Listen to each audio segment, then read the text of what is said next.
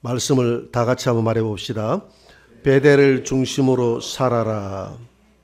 김신조가 이런 말을 했습니다. 나는 3번 태어났다. 한 번은 북한 공산주의 체제 하에서 태어났고, 두 번째는 자유대안에서 태어났고, 세 번째는 예수님 안에서 태어났다. 3번 태어났다 이 말은 내 삶이 바뀌었다, 바뀌었다 이 말이죠. 오늘 야곱도 마찬가지입니다. 야곱도 크게 그의 인생을 3번으로 나눠 볼 수 있어요. 3번으로 나눠 보면 그의 인생이 확연하게 바뀌었다 하는 것을 알 수가 있습니다. 야곱이 어디에서 태어났냐면 성경에 명확하지는 않은데 대충 추정을 해보면 브엘세바 근처에서 태어났어요. 그래서 브엘세바에서 태어나고 브엘세바에서 자랐습니다. 여러분 브엘세바가 어딘지 한번 보여주세요. 여기 보입니까? 브엘세바 사해 바다 옆이죠. 옆에 지중해하고 그 사이에 최남단입니다. 브엘세바. 저기에서 우리 야곱과 에서가 태어나서 어린 시절을, 청소년 시절을, 청년 시절을 저기에서 보내게 되었습니다. 야곱의 형 에서는 세상적으로 보면 이 사회가 참으로 필요로 하는 그런 사람입니다. 용맹하고 자립심이 강하고 아주 성실하고 정직하고 그런 청년이었죠. 반면에 야곱은 에스처럼 그렇게 정직하게 살지 못했습니다. 그 신체적으로도 연약하고 했기 때문에 어머니 치맛자락에 붙들고 어머니가 해주는 밥을 먹고 늘 어머니의 조언을 받아가면서 어머니의 사랑을 받았지만 유약한 어린 시절을 보냈던 것을 보게 됩니다. 그렇게 하다 보니까 자기가 살려고 꾀를 많이 이렇게 안 좋은 말로 하면 겉모술수, 좋은 이야기를 하면 꾀가 발달했다. 또 좀 더 좋게 이야기하면 지혜인데 하나님은 지혜로운 야곱아 하지 않고 하나님은 버러지 같은 벌레 같은 야곱아 했던 것으로 봐서 좋은 꾀는 아니었던 것 같아요. 좋은 지혜는 아니었던 것 같고 하여튼 겉모술수에 좀 능했던 것 같습니다. 이사야 41장 10절에서 이 벌레 같은 야곱아라고 했지 않습니까? 벌레는 어떻게 살아갑니까? 남에게 붙어서 남의 송충이는 송충 솔잎에 붙어서 먹고 살고 이 거머리 같은 경우도 우리가 논의를 하다 보면 우리가 이렇게 장단이 같은 데 붙어서 피를 빨아먹고 살고 이렇게 벌레 같은 또 그늘진 곳에 살아가는 것이 벌레입니다. 벌레는 이렇게 태양빛이 비치고 이런 데 안 살아요. 어둑둑둑하고 그늘진 곳에 살아가는 벌레 같은 인생을 살았던 것이 야곱이었음을 알게 됩니다. 야곱 보고 정치하러 가면 아마 잘했을 것 같아요. 왜냐하면 남의 약점을 탁 보고 탁 지적해서 그 약점을 교묘히 파고듭니다. 우리 에서가 사냥을 하고 배가 고파서 집으로 돌아왔을 때 배가 고프잖아요. 그래서 팥죽을 그 시간에 맞춰가지고 팥죽을 씁니다. 팥죽을 써가지고 팥죽 냄새가 나도록 부채를 가지고 부채질을 해가지고 팥죽 냄새가 나도록 해가지고 흥 이게 무슨 냄새야? 팥죽 냄새야. 팥죽 좀 줘. 그냥 못 주지. 어떻게 해야 되는데 나 형이 한번 대보는 것이 나 소원인데 형 그 장자권을 내게 팔아라고. 그러니까 장자권을 팔아버리지 뭐 이 장자가 무슨 소용인가. 내가 배가 고파 굶어 죽게 됐는데 그러면서 장자권을 팔아버렸는데 이 장자권을 팔아버린 이 사건을 히브리서 12장에서는 망령된 행실이었다 이렇게 이야기합니다. 왜냐하면 하나님의 나라는 이 장자에게 있었거든요. 장자가 들어가는 나라가 하나님의 나라였거든요. 우리는 어떻게 해서 장자가 되느냐 하면 우리는 예수 그리스도의 우리의 맏아들이 예수님이다 했기 때문에 예수 그리스도의 보혈의 옷을 입으면 저와 여러분들이 다 장자가 되는 줄 믿으시기 바랍니다. 그래서 우리는 다 그 장자의 옷을 입고 하나님께 나아가면 예수 그리스도의 옷을 입고 나아가면 하나님이 흠양해서 받는다 이 말입니다. 형을 속여서 장자권을 빼앗았을 뿐만 아니라 아버지도 속이죠. 아버지도 깨를 내가지고 속이죠. 형 옷을 입고 아버지에게 들어가가지고 형 에서가 들어왔습니다라고 이야기하면서 아버지에게 에서가 받을 장자가 받을 그런 축복을 다 빼앗아버린 자가 누구냐 하면 바로 야곱이었습니다. 이런 에서와 야곱의 삶을 한번 쳐다보면 우리가 예수를 믿기 전에 살았던 세상 살이하고 똑같아요. 이 세상 사람들은 이렇게 에서처럼 감옥하고 정직하게 살아가고 있는 사람이 있는가 하면 야곱처럼 남의 등이나 처먹고 이렇게 살아가는 그런 사람도 있다 이 말입니다. 다양한 부류의 사람들이 이 세상에 존재하며 살아가잖아요. 그게 별다른 사람들의 모습이 아니라 오늘 우리의 모습이었다. 우리가 세상을 살아갈 때 우리의 모습이 그랬다는 거죠. 뺏고 빼앗고 뺏고 빼앗고 이렇게 살아가는 것이 우리의 모습이다 이 말입니다. 제가 군에 있을 때 군대 이야기해도 이해하시기 바랍니다. 제가 사회생활을 해본 적이 없어서 군생활만 해서 제가 남는 이야기는 그거밖에 없어요. 그러니까 여러분들 이해하고 들어주시기 바랍니다. 34단에 근무할 때 저 위쪽에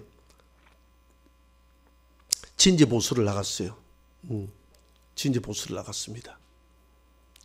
진지보수를 나갔는데 때가 없잖아요. 사람들이 머리 미용실 하는 사람은 머리만 본다고 그러잖아요. 머리를 잘 손질했니 못했니 이렇게 마음으로 판단하잖아요. 이렇게 구두바 하는 사람은 구두만 본다고 하잖아요. 옷가게 하는 사람은 옷만 보고. 그런데 진지보수할 기간만 되면 때밖에 안 보이는 거예요. 어디에 때가 있을까? 어디에 때가 있을까? 그래가지고 때만 쳐다보다 보니까 병사들이 한 번은 남의 묘등을 들고 파가지고 때를 갖다가 가지고 왔더라고요. 그래가지고 묘등 주인이 부대 와가지고 때 내놔라고 뭐 난리가 쳐가지고 그래가지고 때를 다시 붙여주고 돌아오고 이런 적도 있었습니다. 그래 진지보수를 하다 보니까 때를 어디에 가가지고 때는 짠디를 이야기하면 짠디, 짠디, 그것도 못 알아들었어요. 제가 잔디. 잔디를 어디 돈을 주고 부대에서 돈을 주고 하사를 해가지고 어디 가서 사가 오라 하면 되는데 그냥 잔디를 무조건 보수를 하라는 거예요. 그 잔디가 어디 있어요? 세상에 나와보세요. 잔디가 어디 있는지. 그 잔디를 빼와야 되잖아요. 그래서 최후의 수단으로 어디에 가서 빼느냐 하면 옆에 노태우 대통령이 사단장 했던 구사단 진지보수를 항상 우리보다 먼저 해놓습니다. 그래서 거기 가가지고 때를 갖다가 잔디를 싹 뽑아와가지고 우리 쪽에 근하하게 멋있게 했어요. 그래서 금년을 받고 나면 잘했다고 칭찬받고 돌아옵니다. 그래가지고 또 잔디 보수가 잘 돼 있는가 하면 점검을 나가야 되잖아요. 하루는 점검을 나가보니까 전부 다 움푹움푹 다 파져 있어. 보니까 구사단에서 다시 빼갔어. 그래서 우리 5분 대기조 다시 발령해가지고 다시 트럭 가져가 구사단에 가가지고 다시 잔디를 다시 빼가지고 우리한테 갖다 붙이고 우리한테 갖다 붙이고 나면 구사단에서는 다시 우리 거 빼가지고 갖다 붙이고 1년 12달 왔다 갔다 이게 세상살이다 이 말입니다. 세상 것. 빼앗는다라기 표현보다는 우리가 장사를 해도 우리가 그렇잖아요. 우리가 무역을 할 때도 전부 다 남의 나라에 가가지고 잘 팔아가지고 돈을 우리가 가져오는 것이거든요. 경쟁하는 것이거든요. 이 세상은 경쟁입니다. 이 야곱과 에서가 경쟁하며 살아가는 모습이 꼭 우리의 모습과 닮았다 이 말이죠. 그런데 이 야곱에게 새로운 변화가 일어납니다. 야곱이 좀 더 약삭 빠르니까 형이 정직하게 살아갔던 형이 손해보는 것 같으니까 하루는 분노가 일어나서 동생을 잡아 죽인다고 하니까 엄마 리버가가 듣고 있다가 이러다가 두 아들을 잃을 것 같으니까 야곱아 너는 외삼촌 라반의 집에 들어가서 피하여 있거라. 형이 진노가 좀 가라앉고 나면 내가 불러올 테니까 그때까지 거기 가서 먹고 마시고 살아고 가서 결혼까지 하고 돌아오너라. 이렇게 임무를 줍니다. 그래서 형의 눈을 피해서 형이 죽인다고 이래 하니 형의 눈을 피해서 도망을 갔는데 도망간 줄 알고 따라올 줄 알고 갔는데 그 그림을 한번 보여주세요. 지도를 한번 보여주시기 바랍니다. 하란까지가 몇 킬로냐면 베엘세바에서 하란까지가 800킬로입니다. 800킬로고 베엘세바에서 베델까지가 90킬로입니다. 그런데 베엘세바까지 갔더니 날이 어두워서 베엘세바에서 하룻밤을 지내게 된 거예요. 90km로 하루 만에 90km를 달렸으니 엄청나게 도망을 갔죠. 얼마나 겁이 났겠습니까? 도망을 가버렸죠. 병사들이 1시간에 됐습니다. 그림 됐고요. 1시간에 달려가는 시간이 4km 갑니다. 4km. 50분 만에 4km 가고 10분 휴식하고 50분 만에 4km 가고 10분 휴식하고 그래 하거든요. 군대 행군을 그렇게 합니다. 그런데 4km 가면 10시간 가면 40km 갑니다. 하루에 40km 가요. 하루에 많이 가면 50km 가고 그렇게 하는데 90km를 갔으니 얼마나 빨리 달려갔겠습니까? 아주 빠른 걸음으로 팍 달려간 거예요. 그래도 어머니가 갔더니 보따리도 좀 줘가지고 좀 무겁게 빵도 싣고 군장을 메고 갔을 텐데, 그래도 그렇게 형이 무서워서 빨리 달려가다가 밤이 돼서 베델에서 돌베개에 베고 자다가 하나님을 만나는 경험을 하지 않습니까? 오늘 창세기 28장 10절에 한번 보세요. 다시 한번 읽어봅시다. 야곱이 브엘세바에서 떠나 하란으로 향하여 가더니 11절입니다. 한 곳에 이르러는 해가 진지라 거기서 유숙하려고 그곳에 한 돌을 가져다가 베개로 삼고 거기 누워 자더니 꿈에 본적 사닥다리가 땅 위에 서 있는데 그 꼭대기가 하늘에 닿았고 또 본적 하나님의 사자들이 그 위에서 오르락 내리락 하고 또 본적 여호와께서 그 위에 서서 이르시되 나는 여호와니 너희 조부 아브라함의 하나님이요 이삭의 하나님이라. 내가 누워 있는 땅을 내가 너와 내 자손에게 주리니. 하나님의 얼굴을 보인 것은 아니고 하늘에서 소리만 났다 이 말이죠. 이 사닥다리는 예수님인 줄 믿으시기 바랍니다. 이 사닥다리, 하늘과 땅을 이어주는 유일한 사닥다리, 하늘과 땅을 이어주는 유일한 사닥다리는 중보자 되시는 예수님이다. 요한복음 1장 15절 한번 봅니다. 요한복음 1장 15절.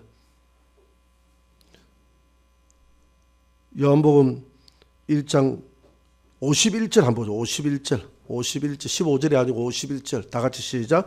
또 이르시되 진실로 진실로 너희에게 이르노니 하늘이 열리고 하나님의 사자들이 인자 위에 오르락 내리락 하는 것을 보리라 하시니라. 이곳을 베델이다라고 이름을 지었어요. 베델은 하나님의 집이거든요. 하나님이 자기가 잠을 잘 때 하늘의 문이 열리고 하늘의 천사들이 왔다 갔다 하는 것을 쳐다보고 야곱이 그 지역 이름을 베델이라고 이름을 지었습니다. 그래서 베델이 생겨난 겁니다. 지금도 베델이라고 되어 있거든요. 그래서 베델은 하나님의 집이라는 것입니다. 하나님의 집인데 하나님의 집에서 오르락 내리락 할 수 있는, 하나님의 집에서 하나님을 만날 수 있는 방법은 바로 예수 그리스도였다는 것이죠. 디모데전서 2장 5절입니다. 디모데전서 2장 5절 다 같이. 하나님은 한 분이시요 또 하나님과 사람 사이에 중보자도 한 분이시니 그 사람이신 그리스도 예수라. 이 다리를 건너지 않고서는, 이 길을 건너지 않고서는 하늘로 갈 자가 없는데 바로 이 길은 예수 그리스도였다는 것이죠. 그래서 야곱이 경험했던 그 사닥다리는 예수 그리스도의 모형을 본 것입니다. 야곱이 거기에서 많은 사람들이 잠을 자고 일도 하고 했을 텐데 어떻게 해서 그 많은 사람들은 하나님을 만나지 못했는데 어떻게 해서 야곱만 만났냐? 이게 바로 하나님의 은혜였음을 믿으시기 바랍니다. 왜 정직하게 살았던 이삭에게, 정직하게 살았던 에서에게 왜 하나님이 나타나지 않고 이렇게 사기성이 있고 이렇게 유약하고 이렇게 남의 덩을 쳐먹고 살았던 이 야곱에게 왜 하나님이 나타나느냐? 이게 바로 하나님의 뭐였다고요? 은혜라는 것입니다. 나는 우리 형제들 중에서 내가 가장 못나고 공부도 내가 제일 못하고 제일 유약했는데 사회성도 떨어지고 부족했는데 집에 의논하면 막내다고 끼워주지도 않았는데 그랬던 저를 제일 먼저 예수 믿게 만들어서 하나님 목사까지 세워서 하나님을 전가할 수 있도록 만들어 주셨으니 가만히 돌아보니까 이게 하나님의 뭐였다고요? 은혜였다는 거예요. 여러분들도 마찬가지지 않습니까? 여러분들보다 더 똑똑한 사람도 있고 더 정직하게 살아가는 사람도 있는데 나같이 부족한 사람을 하나님이 불러줬다는 그 자체가 은혜였다는 것이죠.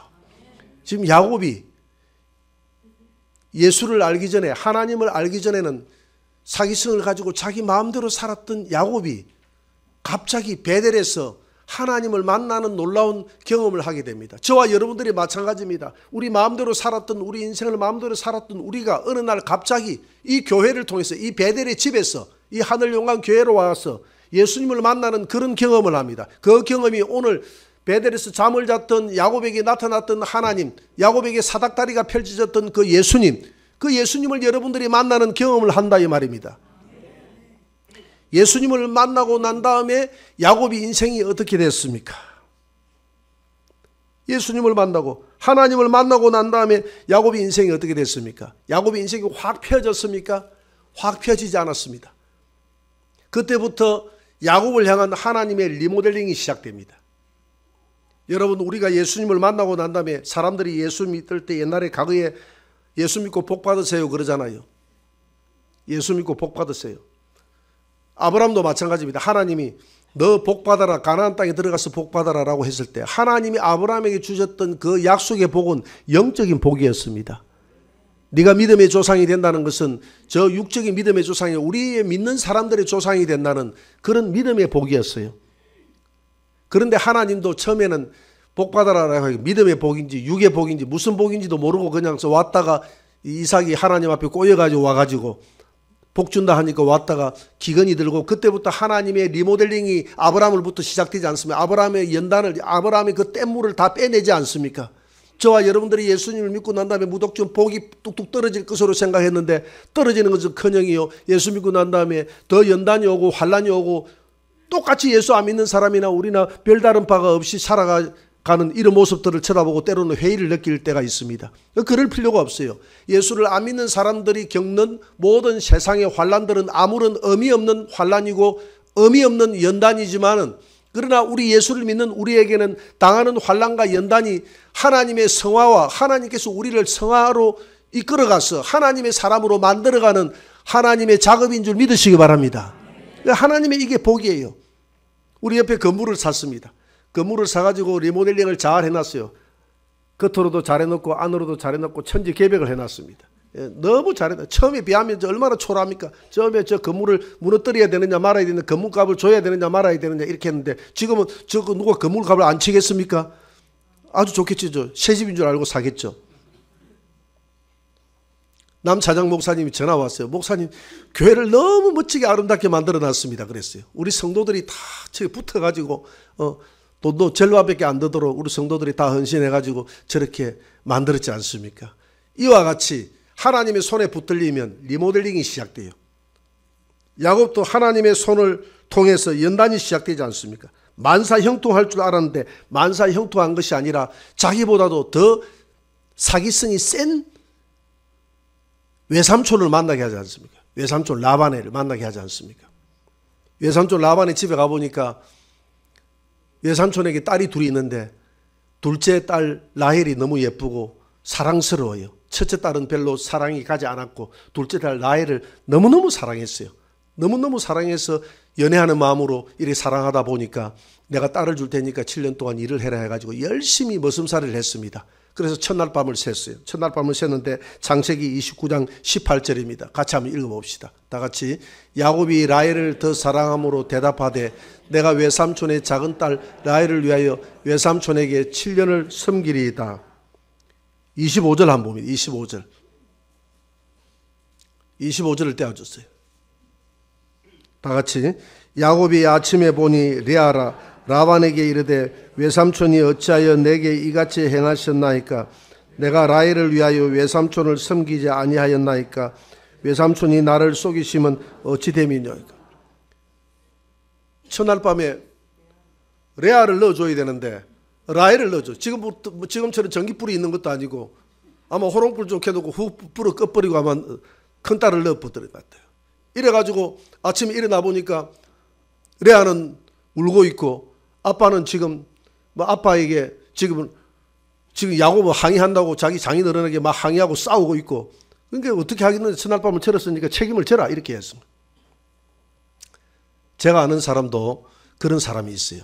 제가 아는 사람도 마산에서 하숙을 했는데 저보다 나이가 한참 많은 사람이에요. 하숙을 했는데 사람이 성실한 사람이었습니다. 가만히 보니까 탐이 나거든. 그래서 이분이 그때마다 예수를 믿기는 믿었는데 약주를 좋아해서 술이 워낙하게 됐을 때 방에다가 자기 딸을 집어넣어 버린 거예요. 그 하숙지 아주머니가. 그래가지고 밤을 새버린 거예요. 아침에 일어나 보니까 여자가 누워있거든. 그래가지고 난리가 나가지고 그 하숙집 아줌마에게 세상에 이럴 수가 있느냐고 내가 술 먹고 왔을 때 이럴 수가 있느냐고 막 이래가지고 막 항의를 했어요. 어쩌겠느냐 내 딸을 데리고 잤으니까 결혼해라. 그래가지고 결혼했습니다. 참 세상이 어떻게 되는지 모르겠어요. 그게 맞는 결혼인지 모르겠는데 어쨌든 그래가지고 결혼에 성공을 했어요. 그 사이를 봤습니다. 그 집에서. 이 라반이 성공을 했습니다. 야곱이 지금 시큰둥하고 지금 화가 났지만은 다 이게 보응입니다. 야곱이 지가 그렇게 했거든요. 지가 속였잖아요. 지가 할 말이 없잖아요. 지가 그 속이면서 인생을 살았기 때문에 자기도 속고 사는 거예요. 우리 하나님 앞에 정직하게 살 수 있도록 노력합시다. 우리가 속인 게 있으면 하나님 앞에 회개합시다. 그렇게 해가지고 7년을 더 성기면 이제 둘째 딸을 주겠다. 물론 청춘을 14년을 딸을 위해서 보냈어요. 오늘 26절을 봅니다. 다 같이 라반이 이르되 언니보다 아우를 먼저 주는 것은 우리 지방에서 하지 아니하는 바이라. 27절. 이를 위하여 7일을 채우라. 우리가 그도 내게 주리니 내가 또 나를 7년 동안 섬길지니라.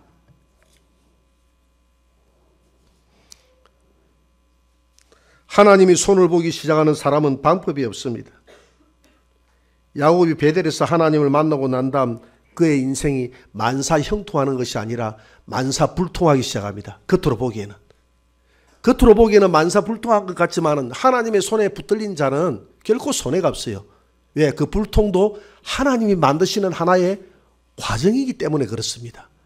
여러분, 토기장 주인이 토기를 만들어 가지고 그 토기 그릇을 만들 때 그냥 만드는 게 아니죠. 빚어 가지고 화롯불에 넣어 가지고 연단을 해 가지고 유약칠을 해 가지고 그렇게 만들어 내잖아요. 그렇게 쉽게 되는 게 불에 한번 갔다 와야 제대로 된 그릇이 되는 겁니다. 하나님 앞에 붙들린 사람도 교회를 나왔다고 해가지고 그저 하나님의 사람이 되는 것이 아니라 하나님은 수많은 연단과 어려움을 통해서 나를 빚어나가신다 이 말입니다. 살아가면서 내가 원치 않은 환난과 고난과 어려움과 질병과 모든 고통이 올 때는 하나님 앞에 감사하시기 바랍니다. 이 일들을 통해서 하나님이 나를 빚어나가시는 하나님의 거룩한 손길이 있는 거예요.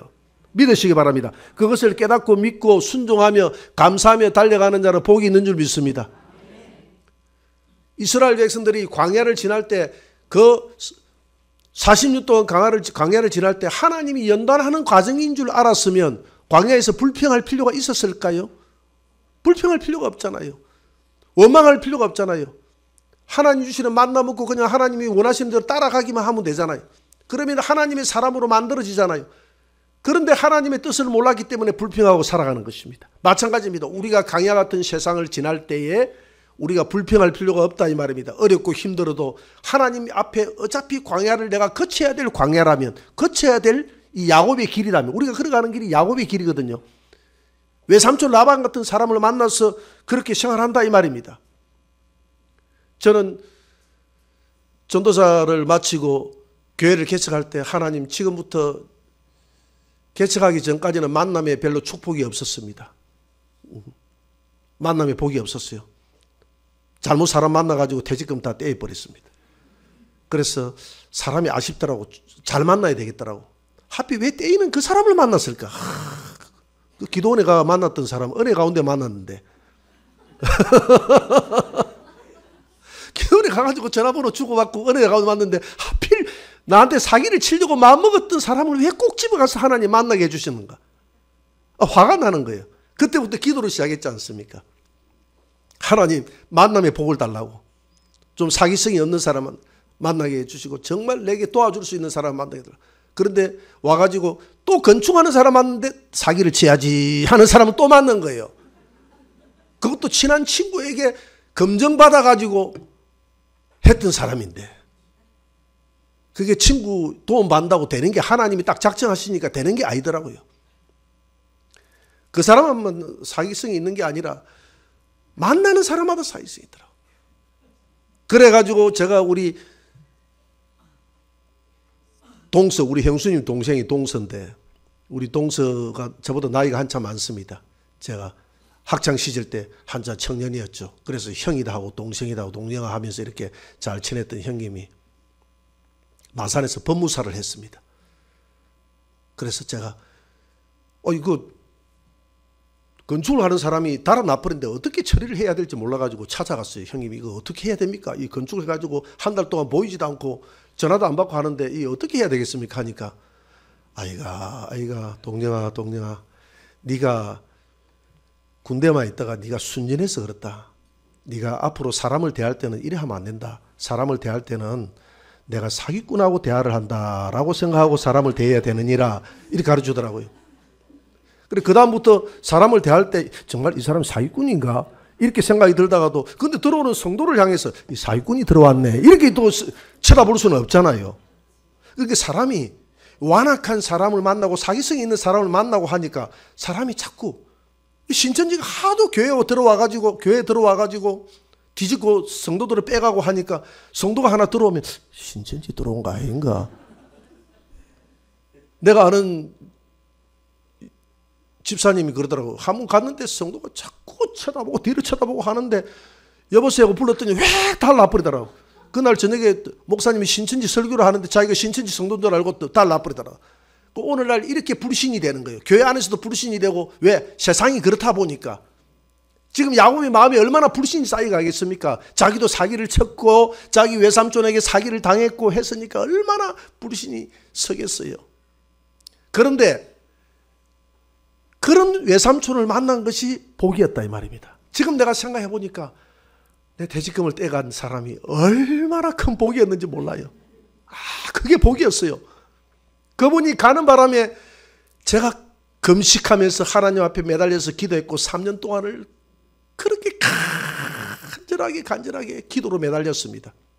야간 공부하면서 야간 신대원 공부를 3년 동안 하면서 내가 새벽 기도를 빠뜨리지 않으리라. 비가 오나 눈이 오나 새벽을 하면서 내가 새벽 기도를 하면서 이 교회에서 제일 많이 내가 오랫동안 기도하는 자가 되겠다. 하나님 앞에 서원을 했습니다. 예, 그때부터 만나를 먹고 살아야 되기 때문에 내가 기도 안 하면 기도줄을 놓으면 만나가 떨어진다는 생각 때문에 그 만나가 주어지는 거예요. 만나가. 그런데 하나님이 나를 연단시키기 시작하는데 왜 새벽 기도하면 1시간 하고 집에 돌아가면 될 텐데 장영심이라는 사람은 아침 8시까지 기도를 하네.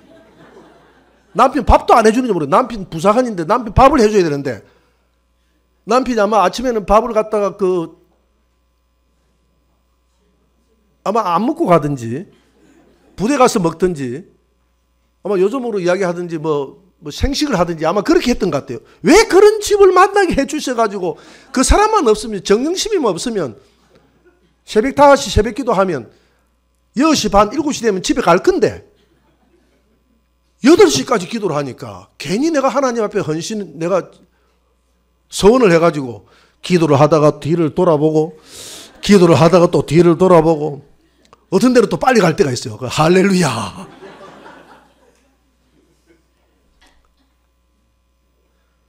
그렇게 해가지고 연단을 받았습니다. 하나님이 기도를 연단시키더라고. 그렇게 해서라도. 근데 그게 복이었어요. 그 사기를 치는 사람이 아니었으면 내가 그렇게 기도를 했겠느냐? 그렇게 만나를 체험했겠나? 없었다 이 말입니다. 그러면서도 공납금이라는 것도 하나님이 다 주셨거든. 내가 사기를 당했던 것보다 배로 주셨어요.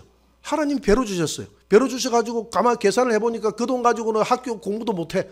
내 식구 먹고 살아야지. 공부해야지. 차량도 우리가 차량 기름값도 해야지. 보험도 내야지. 또 우리 월세 내가 은행에 대출해가 냈으니까 월세도 대출금도 갚아야지. 이렇게 해보니까 돈이 한 달에 얼마 들어가는지 모르겠어요. 상상이 안 되는데 그 돈을 하나님이 만나로 먹이시는 겁니다.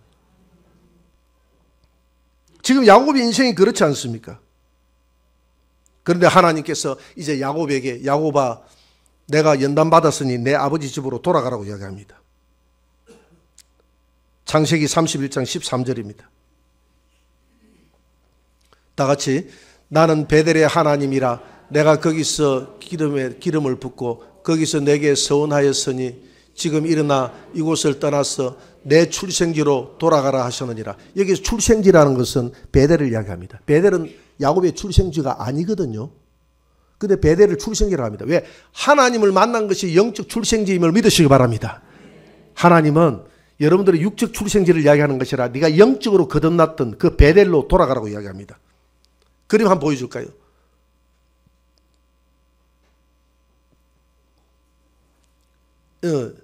아니 야쿠자 그림 한번 보여. 이 야쿠자인데 앞에 든 게 성경입니다. 저분이 목사가 됐어요. 됐습니다. 저분이 목사가 됐어요. 하나님을 만나고 난 다음에 완전히 변화된 삶을 살았습니다. 지금 야곱이 하나님을 만나고 난 다음에도 야곱이 완전히 변화가 안 됐어요. 자기 외삼촌 집에 가서 그렇게 연단되어도 야곱의 집에는 우상들이 가득했습니다. 우상들을 가지고 있었어요. 저와 여러분들이 베델에서 교회에서 예수님을 만났지만 저와 여러분들 안에는 아직도 우상이 있어요. 여러분 우상을 발견하는 사람은 복이 있는 줄 믿습니다. 창세기 32장 30절입니다. 창세기 32장 30절.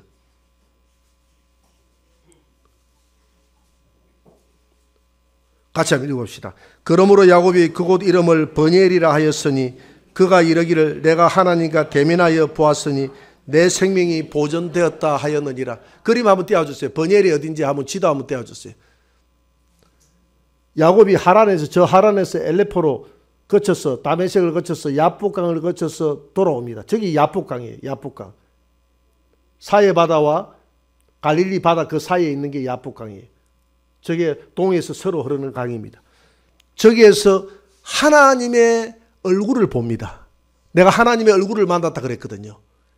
베델에서는 하나님의 음성을 들었고 야복강에서는 하나님의 얼굴을 봅니다. 여러분 우리가 처음에는 예수를 믿을 때 내 신앙이 아니에요. 남의 간증을 듣습니다. 먼저 믿었던 사람이 예수를 어떻게 해서 만났는가 등등 간증을 들으면서 내 신앙이 자랍니다. 그런데 어느 순간인가 하나님의 얼굴이 여러분들의 눈에 보이기 시작합니다.